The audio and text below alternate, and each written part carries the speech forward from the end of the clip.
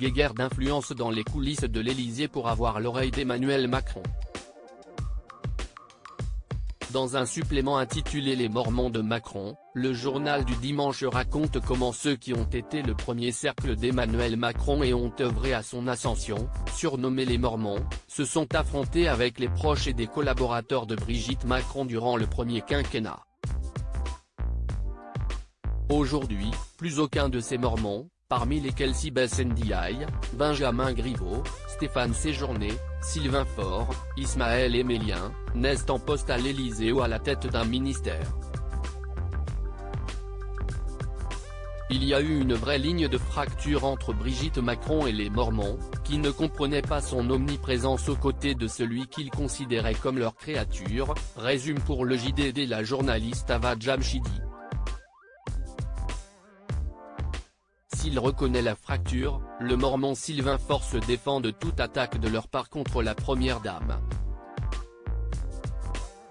Si est le contraire qui s'est produit, ceux qui n'acceptaient pas notre fonctionnement allaient voir Brigitte Macron, se répandaient auprès d'elle, faisaient croire qu'on lui voulait du mal, assure-t-il.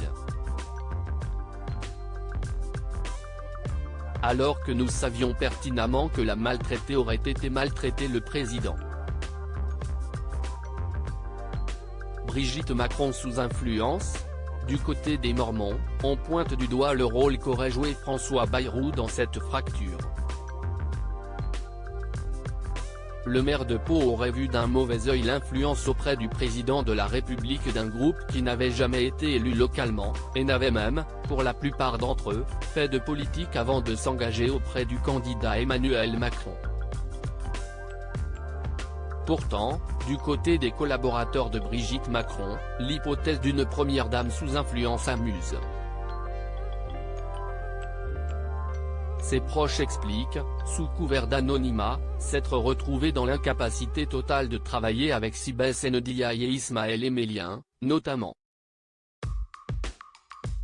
On nous disait, mais si est quoi votre stratégie de com?